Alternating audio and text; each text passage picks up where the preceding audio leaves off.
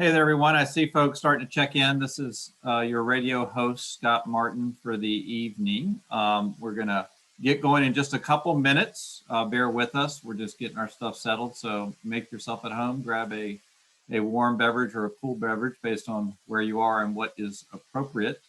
And we will be right here. Thank you all for tuning in to what I hope is going to be a really fun discussion.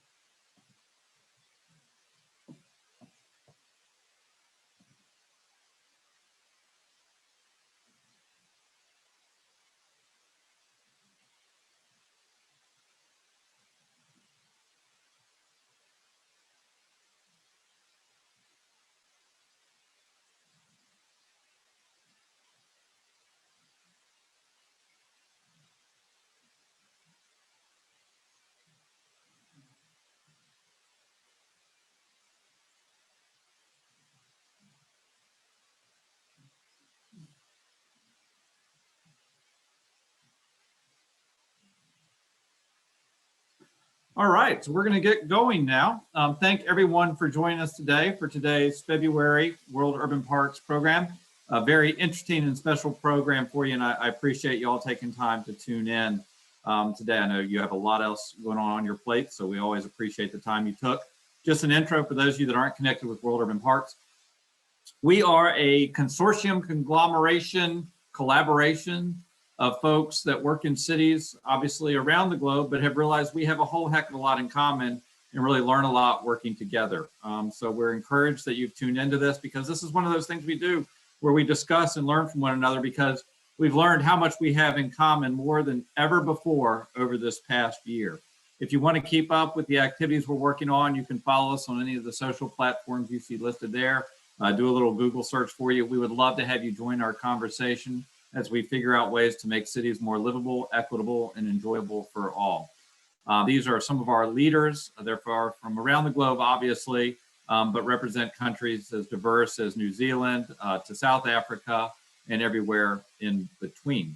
In the States and in Canada, for our northern friends, just to give you an idea of what representation looks like here, the little green arrows represent committee members and active leaders in World Urban Park and the cities in which they're located. And we would love to add more of those green little arrows if what we talk about today excites you and interests you, because we're all trying to figure out this stuff called urban living together. I will advance a little bit of exciting news coming up. The next one of these webinars, and we do about one a month, will be on March 31st, and it will be an overview by the jury that will be awarding the highest award our organization gives each year, and that's the International Large Urban Park Award. And what we want to do is we want to introduce this, particularly in the North American market, because a lot of our parks have been underrepresented in this awards process, both in Canada, the US, and Mexico. So this is your chance to hear from the jury and think about perhaps ways parks in your own community could be benefited by going through this process, and also elevate their visibility, but also their value to some of your local elected officials and leaders who fund them as well. So that'll be on March 31st. We will get a registration out for you shortly on that. And also in March, we're very lucky, our colleagues down in New Zealand and Australia will be joining us and sharing some of their lessons and innovations that are going on the landscape of their urban frontiers.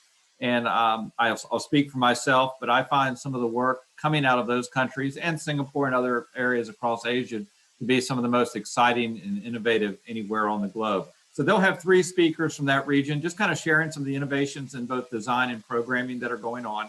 And they probably will rub in the fact that they can still get together in large groups because, well, they behave like adults in 2020 and are managing the pandemic probably better than the rest of the globe. So join us then. We'll get you the information on that date as well. So with no further ado, it is my pleasure to introduce a gentleman that I'm very fortunate to count as not only a colleague, but a friend, J.K. McKnight, who has taken time and volunteered to speak to our group about the space he works in. His bio speaks for itself. I hope you had a chance to read it. But let me tell you, this is a guy who bleeds parks, and he does so in a way that I find inspiring because it's not in a language that we use. But he's almost like the example that I would hold up about why doing this work in urban parks is so important, because it inspires community builders like him to do things that we can't even imagine. And what he's going to explore with us today is the growing relationship of business and parks. And a little side note, I reflected on this leading into the talk today. Here in the States, during our Super Bowl, one of the games that seems to be played the day after is which commercial on TV was the most impressive. In fact, the narrative of that is sometimes bigger than the football game itself. The sticking point that appeared to our nation was an advertisement done by a musician, Bruce Springsteen, for Jeep.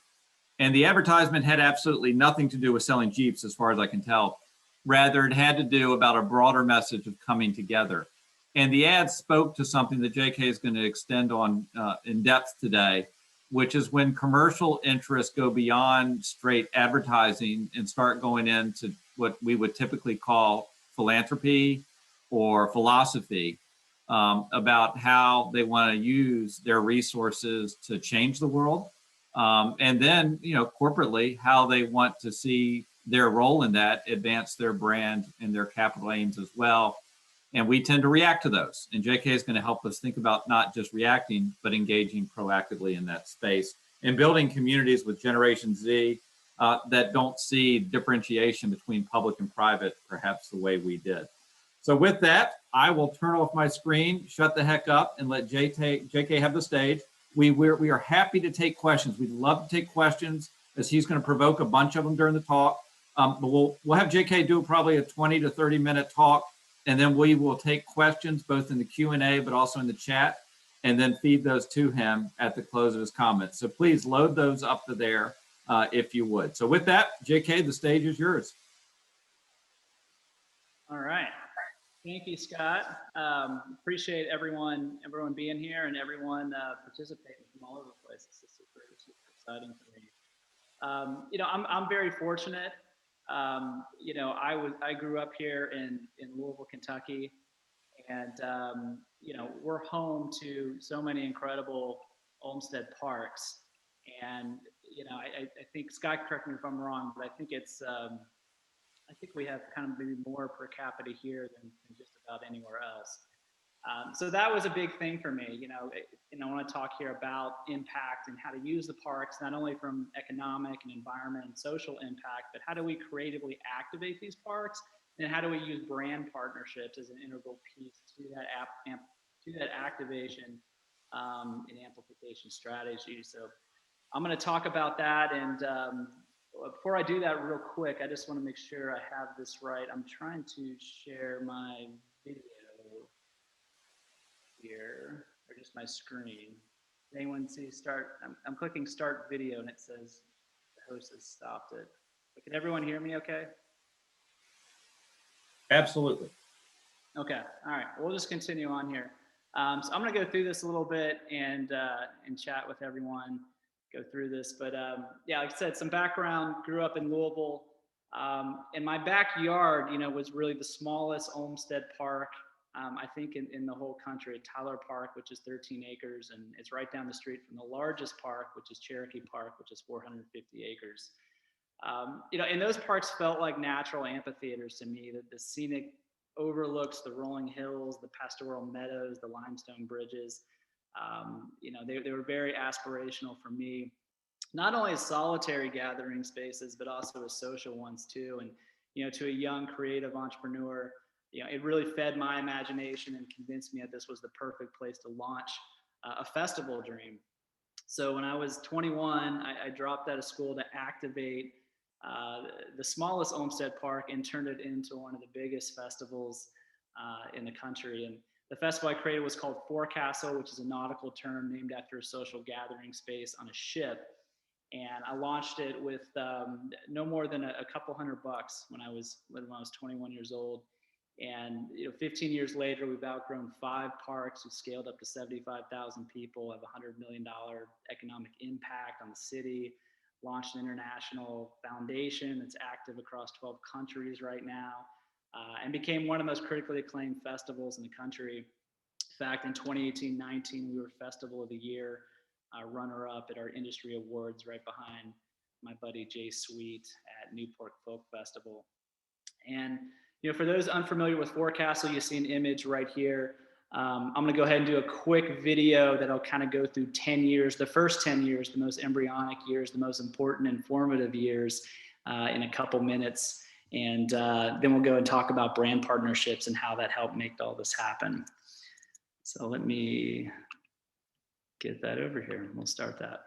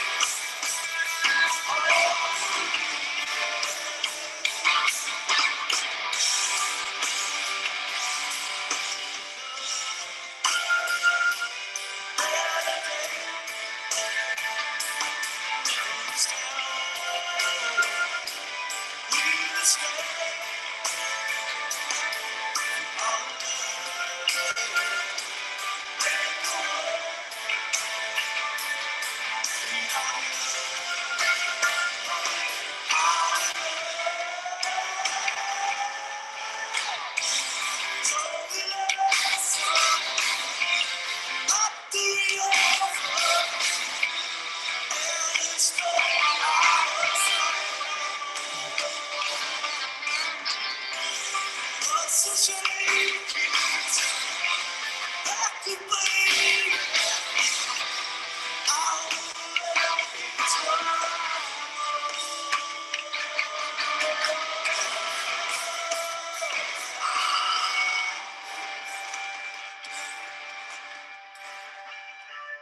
is a progressive city to have an event like this, because this is an event, you know, if you didn't live in Louisville and if you're from maybe the East Coast or the West Coast, you wouldn't associate with being Louisville. So it definitely puts Louisville on a map and has a progressive young community.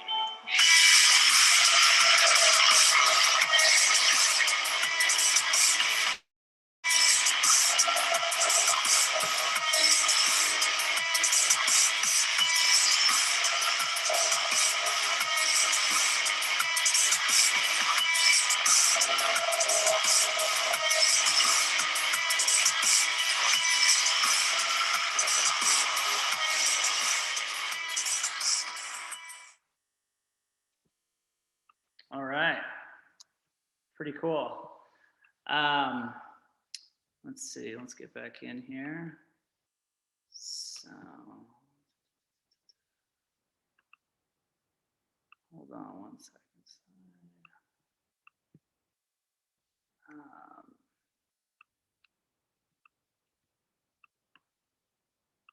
All right, I'm having trouble with my video. Can everyone, let's see.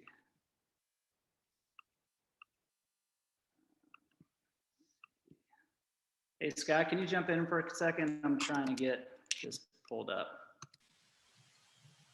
Sure, I'm having a little bit of difficulty with the video starting. Apologies, folks. Thank you all for hanging in there with us.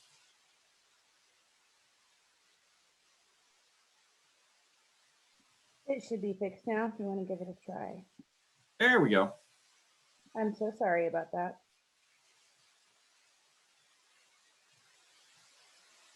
It's Louisville's has been temporarily relocated to Saskatchewan, Canada over the last couple of days. So I blame Canada, which I think is always a safe thing to do.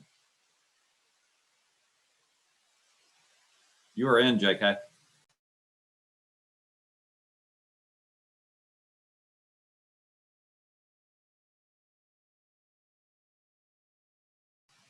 Oh, you are muted, JK. There you go. Okay, there we go. Now I just need to get this presentation back up here. Let's see. Okay. All right, now we're back in, back loaded. Awesome. Okay, so going is, can everyone see the keynote real quick? Is that up? Yep, you're good to go. Perfect, awesome. Yeah, so that was a quick just overview there of the festival. And you know, when I started this festival, I wasn't able to raise traditional capital to grow and scale it. So, you know, it's hard to think about that, but 20 years ago, you know, there was, you know, the festival landscape was kind of a complete desert. So, you know, you weren't able to raise traditional capital. You had to go outside the bounds to do that. So my way to do that was to do it through corporate brand partnerships. I didn't know anything about it, but my mom did. You know, she was a sponsorship development director. So we actually had drinks up the street here, and I think over a couple margaritas, I learned everything I need to know at that point about fundraising and corporate sponsorship. And I literally hit the streets the next day in Louisville to go ahead and do that. And, you know, 15 years later, we've signed over 350 brands at Forecastle Festival, you know, starting with local businesses and then scaling up to national brands like Patagonia, Red Bull, Tito's, CNET, CBS, and many more from there. And you know, the keys to really doing that, to successfully align with these corporate partners, I think number one is the setting. You know, Louisville has an award-winning park system that no one had really activated experientially to the full potential that I saw it. And I think that exists in every city. I think it's just overlooked. I think everyone has these park systems that people like me are inspired by and can activate. It takes a little bit of vision, it takes a lot of execution. But I see this in every park I go to across the country. And I was just fortunate that I lived in one that Frederick Olmsted had such an incredible footprint in.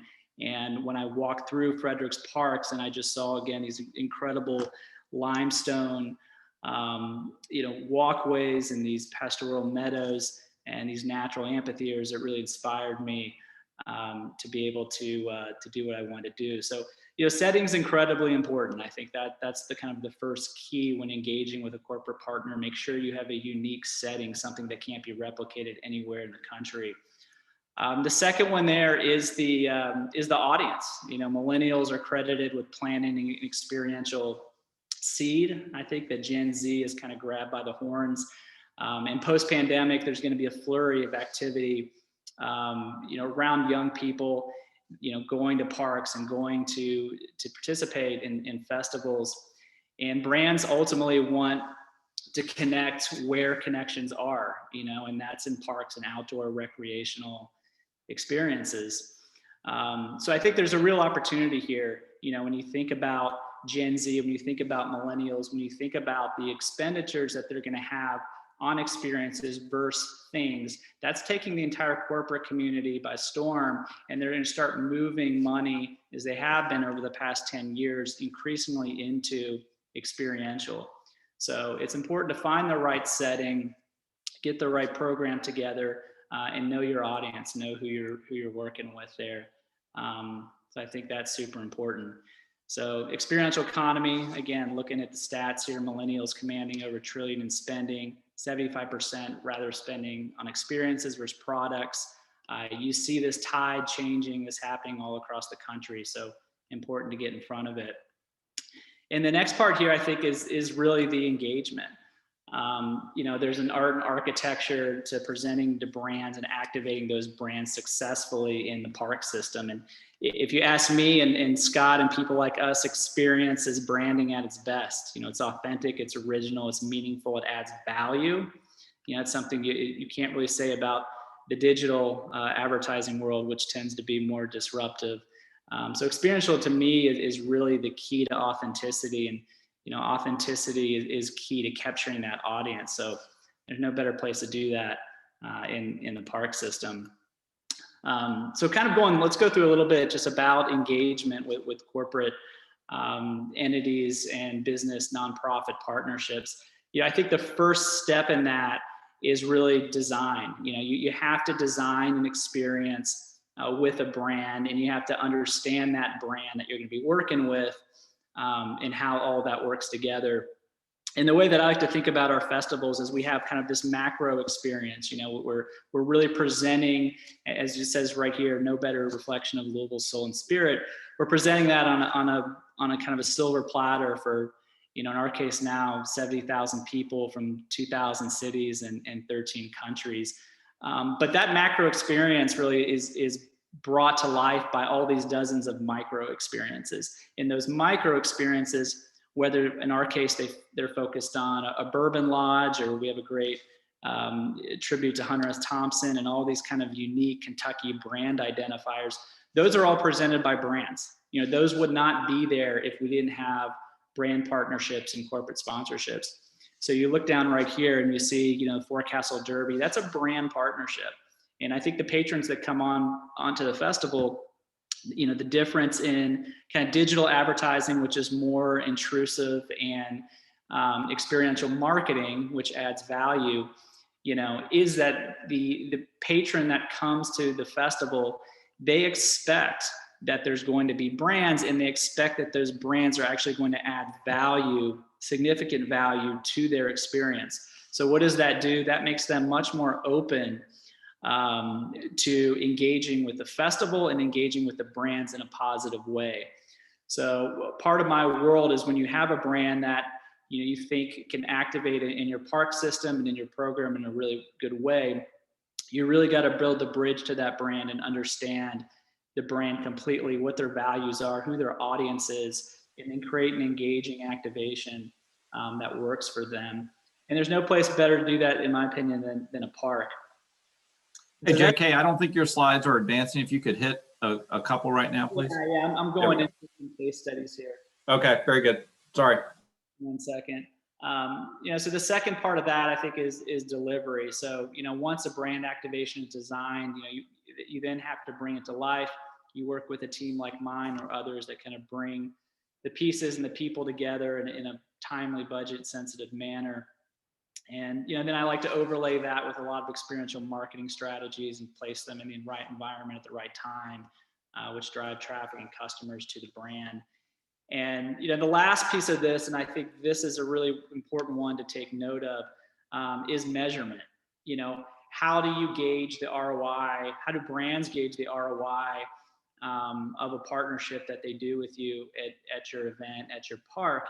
And that's increasingly being driven by data-driven technology, which is fantastic for event producers because you can actually make adjustments and optimize the brand activation on the fly, and create even greater levels of customer engagement. So thinking about the future, there's going to be this whole new world that opens up around patron experience management. And that's all going to be delivered around data, RFID wristbands, in ways that you can gauge your audience successfully, in real time, which has never happened before. So that's a really exciting thing that's happening right now that I've been paying attention to. And the next part here, we're just going to go into some case studies. So these are some brand partnerships that I've done in the parks with my festival, with my foundation, that have been really successful, and we'll walk through these and then go into some Q&A here. The first one is Red Bull. So I've worked with Red Bull for over 15 years now. I mean, they're a world leader in experiential marketing. I started working with them in the most simplistic way possible, which is just donated product. And I think everyone who's listening in, who's watching this, you can get any brand in the world to donate product. It's the easiest way to start a relationship with a brand. But with Red Bull, we started with that, and then we added to it. We asked for them to donate infrastructure, because partnerships with these brands don't all have to be about cash. I think people think of them first in monetary value, but there's actually a more impactful in-kind value to these partnerships. And that's really where we worked with Red Bull heavily, starting in 2005 in Cherokee Park, which is one of the largest Olmsted parks in the city, 455 acres.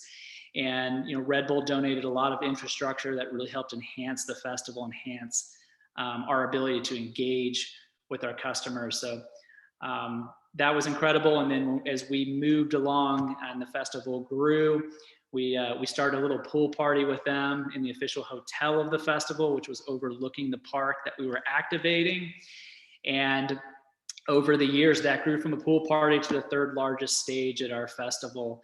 It's a stage that's completely focused on Gen Z and millennials, and it's a great engagement platform for Red Bull. I mean, it allows them to push a lot of their programs and invite their tastemakers and influencers, early adopters, kind of their brand champions to that area of the festival and engage with them in a way that, quite frankly, you just can't do digitally, and I think that's what we kind of have to have in the back of our minds right now is, the second the pandemic starts to go away here, and I think we're already seeing signs of that, you're going to see an absolute flurry of activity in the brand sponsorship world, with money going out of digital and back into experiential. So coming up with relationships with brands that starts very small and embryonic and really doesn't cost the brand that much, and then building trust with them, you can take something from from very small to very large. And I could say right now, Red Bull has really become part of the DNA of the festival. I can't imagine the festival having got as big as it's become without Red Bull's participation. Second, Pabst Blue Ribbon. So this brings up a funny story. Going back into design of activations, when I met with Pabst, I've been working with them for a couple of years. They came to me wanting to reach this audience, wanting to reach Gen Z, millennials, but wanting to do it in a different way. And knowing that I have this activism-centric festival, they said, how can we do this and do it in a way that isn't traditional and isn't what someone would expect from Pabst Blue Ribbon? And so I went to a meeting room and I said, Well, first off, we're going to take the biggest activation footprint in the Great Lawn of Waterfront Park, which is right next to the main stage. And we're not going to feature a single can of Pabst Blue Ribbon, not one can. In the room was very silent for for a minute or two. But then I explained that, we're going to do something much deeper. We're going to convert fan passion into recycling action. I'm going to create a public-private partnership here between Pabst Blue Ribbon and a nonprofit on the West Coast called Clean Vibes, which was the #1 festival greening company in Northern California. And then we were going to incentivize fans to clean up the parks in a fun, kind of loosely competitive way. And the fans that did that were going to get put on a leaderboard. And the ones that won were going to get rewarded with commemorative, one-of-a-kind vintage Pabst merchandise, which every Pabst fan on the planet would love to get. So they trusted me. We did this. And, over 3 years, we rose to #2 in the country in waste diversion, right behind Outside Lands in San Francisco. So, that shows you right there what a successful brand partnership can be. I mean, that's something that every one of our patrons, came in the gates who saw Pabst in a very specific way, definitely left seeing them in a much broader sense. And that's what brands want. I mean, they want to engage very deeply with this audience, and they also want to help the community. I remember talking to, I think, the #1 or #2 vodka brand in the country a couple years ago, and they were talking about moving all of their money out of marketing and into philanthropy and into experiential marketing. So this is something that's very real, that's very happening. And the more creative you can get with it, and the more that you can put on the brand shoes and kind of build the bridge from what the brand values are over to what your festival is all about, kind of create a new brand in the middle, the more successful you can be. So third one here, Bourbon Lodge. So, being Louisville, Kentucky here, our mayor likes to say that, 95% of the world's bourbon comes from here, and everything else is counterfeit. So, it didn't take us very long at the festival to realize we should be doing something with bourbon. And we were actually inspired by Outside Lands in San Francisco and what they had done with their wine experience, that we wanted to do something. And like all the experiences at Forecastle, it was brand driven. So, we started very small. It was a 30 by 30 sampling tent. I had to call and kind of beg my friends, my brand managers at Woodford Reserve and Maker's Mark and Old Forester to do this, to do this program with me. And honestly, there was actually a little bit of pushback initially that maybe people wouldn't want to drink bourbon in the summertime, or it wasn't the right environment. But long story short, we what started as a 30 by 30 tent, eventually grew into a 15,000 square foot turn of the century Rick House meets Prohibition era speakeasy. It was kind of a Disneyland for not only heavy bourbon connoisseurs, but people that were coming into the space for the first time that wanted a real education on it. So that was a focus of ours. How do we engage new consumers in the space and focus on education? So you're obviously going to a music festival, quote unquote, and you're here to see music, but we also thought that education could be an equal counterweight to the entertainment portfolio. So experiences that promote culture over company. This was a whole new experience that really was a deep dive into Kentucky bourbon culture. Most of the people that were coming through this didn't really know anything about bourbon. So I put their hat on and we created programming, whether it be sitting down with master distillers or getting to sample distilleries from all over the state. That really had a tremendous impact. And I think at its peak, we were sending about 25,000 people through this activation a day. So it was pretty incredible, and also a very small investment for the brands, because we brought on at one time over 15 brands into this experience. So that allowed us to keep the investment low. But pretty incredible experience there, and so many more. I mean, I've done dozens and dozens of these partnerships that are specifically not only for brands to activate inside the festivals, but also have this strong nonprofit tentacle to them. with the Bourbon Lodge here, we had a program called Bourbon Cares where certain single barrel selections, 100% went to Forecastle Foundation, which was a really incredible give back program to our foundation. So with that, I think we're going to do some Q&A. Scott, I don't know if you had, I think you maybe had a few you wanted to ask, and then we can turn it over and can ask more questions here. Yeah, I love this. All right, so this audience you're speaking to, JK, we're all about placemaking. I think if you really boil us all down, we get really fired up about great design when it blends with great programming. And I'd love for you, I'm gonna push you a little bit on this. Everyone wants to know what's next after the pandemic. Our sense is that authenticity matters more than ever. You know, don't copy somebody else. Put yourself in the shoes of a park manager, if you would, for a second. What would you say to them for engaging different cultures, different businesses, and creating special places and memories in their parks, be it in Auckland, Johannesburg, Paris? I'm just scanning the list. We have people from all over the globe. What would you say about accentuating that placemaking moment you spoke of? Yeah, so a couple of things come to mind. I mean, first off, there's a book out right now by Joe Pine called Authenticity.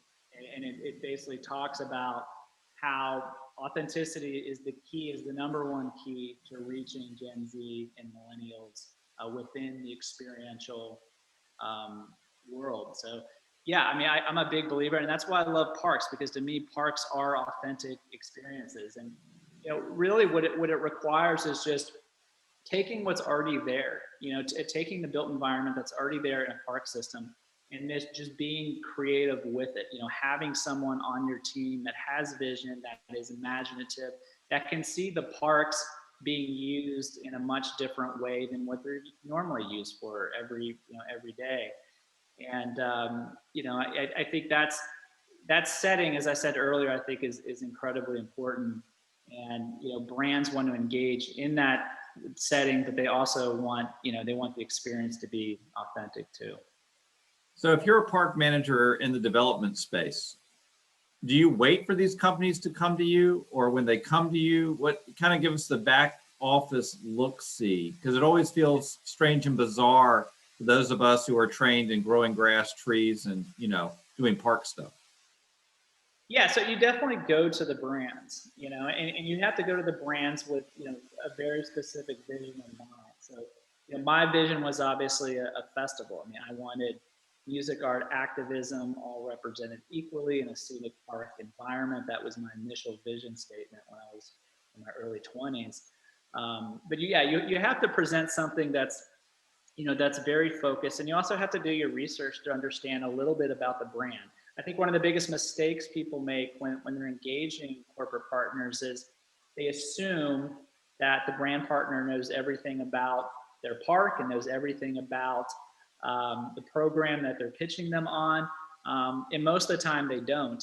But, you know, to put kind of an exclamation mark on how important that engagement can be and how impactful it can be, you know, you're looking at you saw a scene of Forecastle here, you can see it right here. But, you know, just because we did this festival here doesn't mean that there wasn't other brand partners that came on after ours and activated the parks themselves.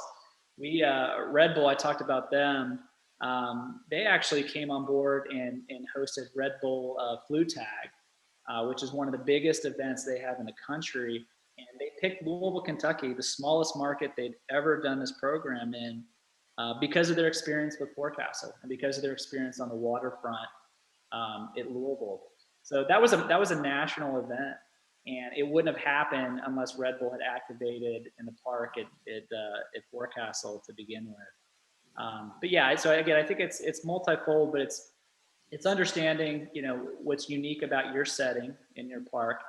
And I think number two, it's understanding a little bit about the brand themselves. You know, what is the brand values? Who's their audience? What is their motivation? And then pitching them a very strong, bold vision, you know, on a program that you want them to partner with you on. I love a couple questions we're getting in now. I may merge these two for you because it gets to the point I think we're all after. how do we get beyond the park as just a venue? The park is the stage. Well, I think if you talk to any of us, like none of us are really, I don't think I'm speaking for a lot of people, I'm taking leaps, but we kind of have a bigger view on our role on the planet. We want to inspire people to do stuff better outside of our communities. So how do you get beyond the park as simply a location? What else is in it for the park? And then a second one, but I think it's connected. What are your thoughts on alignment between parks and brands for both parties when we think through the potential of those relationships? Sure. So I've hit the second one first, and then kind of dovetailing into the first one. I mean, for the brands, it's an opportunity to activate an authentic setting that naturally pulls their target audience into the fold. And if you're talking about lifestyle brands, which are the ones mainly that I've worked with, again, they're all going for the same audience, for Gen Z and millennials. And parks are where they congregate. Connect where the connections are, and those connections are made in parks. So I think there's a marriage there. If you think of like a pyramid or kind of a triangle here between the unique setting of your park, the program, the creative program that you want to offer, whether it's a festival or whether it's a sporting event or or a film series, or there's dozens and dozens of different ways to activate parks. And then bridging that over to the brand and bringing them into the fold there. That big partnership I was just talking about with Red Bull, what sealed the deal on there, I don't know if I've ever talked about this. When I was 22, I brought the brand manager up to the very top of Cherokee Park, which is this beautiful scenic overlook that looks over all 455 acres of the park. And I pitched them, on my vision, on this master vision for this festival that could only be done in the Olmsted Park system, and how important and integral their brand was to making this happen. They get hit up, every day with tons and tons of proposals and tons of opportunities to work with people like me. But something tells me that setting, being in the park right there, looking at that incredible piece of property, and they committed on the spot that day. It kind of stunned like that. So, I think it's an important place and an ideal place that it's activated. I'm going to pick up on this next question, and it's a lead in, I think, for your foundation work, because that's a part of the story I think we haven't really discussed. The question from Laurie was, how do these events activate parks beyond the events themselves? And then, Laurie, I'm picking this up. I hope you don't mind. Do these events result in a greater long-time use of the park outside of the event? And I'm going to add on to it. And then, was being in a park, JK, what inspired you to start the foundation that you're now doing global conservation work? And I forget how many countries now. Yeah, bunch of questions there. So the question about is the park activated by the brands after you use it? So I think I answered that a little bit with the Red Bull Blue Tag example. They had such a great experience at Forecastle that they moved one of their largest national events to Louisville, Kentucky, which was a massive economic boom for the city, and brought in tens of thousands of people from across the country. And I've seen other brands do that too. So the short answer to that is yes, 100%. If the brands have a great experience, they are going to look to that park system to use it in perpetuity and to activate in it in really creative, unique ways. I think Patagonia also, which is one of the first brands that I had, did the same at Cherokee Park after we worked with them. As far as the foundation goes, was that inspired by the park system? Maybe indirectly. It was directly inspired by a National Geo article I'd read just about unsustainable agricultural practices in Brazil and Argentina. But let me dovetail that by saying, we have a very large activation at the festival every year, and being in the park system for us is around the greenery and around the trees and around that beautiful setting. It's the perfect place to engage. It allows us to be successful, allows us to fundraise, it allows us to do something that, quite frankly, we can't do outside the parks. I just don't think it would be as successful if we try reaching our audience, in different ways. So it works the best in the park system. going back to authenticity, going back to being in a really inspirational setting, with thousands of like-minded people or even hundreds. I think it's really important. So it's parks are not just an inspiring and aspirational setting, but they're also, you just think about connectivity.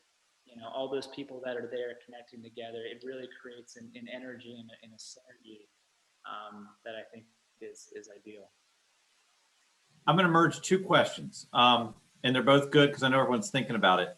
We've talked a lot about national brands, JK. Maybe speak a little bit about working with your local folks who aren't the Patagonias, who aren't the Red Bulls, when you're doing these things, because Adelaide has them, we have them, every small town or smaller city does. The next one is, how do you tell a brand no, man? How do you make those choices on aligning your values with a corporation and doing the no discussion? Sure. So great question all the way around. So let me talk on the local front, because I think that's, it's easy for me to talk here, right, about the bigger brand partnerships, but those may seem a little bit overwhelming to a park manager who's never done this before. It's always best to start local. Whenever you're looking to engage with brands, you want them to sponsor a program that you're having in the park. You want them to activate the park. You want them to see the park as a place to activate their brand. It's always the best thing to start local. Number one, you're going to be able to get in the door, and not be on any kind of an endless email, thread and trying to get past the gatekeepers. But also, I mean, the local brands, they're going to be familiar with the park already. So, you don't have to do as much selling. One of the struggles that I had in my first 10 years of bringing the bigger names on board was, they looked at Louisville a lot of times as flyover country. I mean, they did not look at our city as a place that they should make an investment in. They looked to the coast, they looked to the bigger markets. So I really had to go out of my way to sell the city, and I sold the city in large part by what makes it unique. What do we have here in Louisville that they don't have in Chicago or in Los Angeles or Seattle or the other places they have? And I pointed to the Olmsted Park system and to Waterfront Park, which you're seeing up there, which is all, I think always ranked as top 10 urban design parks in the country. And, I'll never forget, we had a big name site manager come to the site one time and walked around Waterfront Park and just looked around and said, Chicago wishes they had this, wishes they had this. So I think every person out there, I think every park has something that the next park doesn't have. And so you have to grab that. You have to identify what that is. And then start with locals and engaging them on a program that you're having in the park that you want them to be a part of, that they can add value to. But also, again, helping them understand that the parks can be activated in really unique and creative ways. I think is the answer to that. What about the brand you don't want? Thinking through it as a park manager, and I don't want to call it any brands, but certainly there are ones that don't fit the community. Is there a secret to saying no, or do you make those decisions before you create an idea? Yeah, it's a great question. So, part of my role, when my festival, when I was working with our partners at AC Entertainment, Live Nation, I got to kind of be the brand gatekeeper. So we would have a lot of companies come through my filter to try and sponsor the festival. And that sounds like a really good problem to have. You have brands coming to you versus you going to the brands. And as you activate your parks and you grow the experiences inside them, you get to that kind of tipping point where people are reaching out to you and you're not having to reach out to everyone else. But when everyone else is reaching out, we did have a lot of times brands that simply didn't represent our brand values wanted to activate in the park system, and we said no. It was never something that we second guessed. We appreciate the parks, but we don't want I don't want to say we don't want certain brands in there, but we're very conscientious of what our audience is exposed to. So I think that kind of becomes the key. But the way I always looked at it is, even if you have a brand that comes out of left field, that just you don't feel like they connect with you in what you're presenting. I always challenge people to dig deeper and to look deeper. Very few brands that I've worked with would present a plan to us, for activating the park that we would just say yes to. It was always about building this bridge between what our core values were and what their core values were. And so essentially we create a new brand in the middle of that. And I can give you, there's a lot of great examples, but I remember Heineken, years ago wanted to bring this activation that, probably would have looked great out in the desert in Coachella, but just did not work in Louisville, Kentucky. And without thinking twice, we made them change it pretty drastically. And the way that you pitch that is you just say, we want you to be successful. We want you to connect with this audience in a deep, meaningful way. And the way to do that is to come across that bridge towards our brand values and towards what we're about. And let's find that happy medium so that you're not losing sight of yourself, but you have sight of what all these people are coming to, in my case, a festival to see and be part of. I'm gonna flip the coin on you a little bit. JK, I think you know this because you and I have talked about it. People like you tend to terrify people like me on some levels as park managers, because you say, hey, wait a minute, totally trust me. I'm gonna have like 30 or 40,000 people show up and everything's gonna be fine, to an area that's not set for a stage. A little sidebar here. If you could give us some insight, when you come to talk to us as park managers, what are you thinking? What are your interests? And how should we possibly be better helpers in creating these events and these memorable experiences that we're all facing?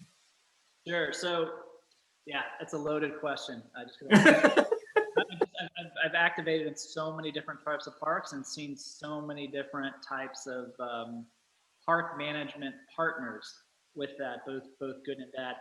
Let's start with the good. So Waterfront Park, where we've activated Forecastle for the past 10 years, the team there could never have been as good and as welcoming, and they're incredible.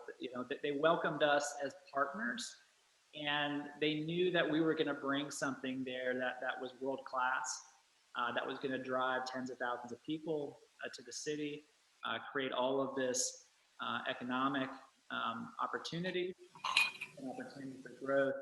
And as far as what are we looking?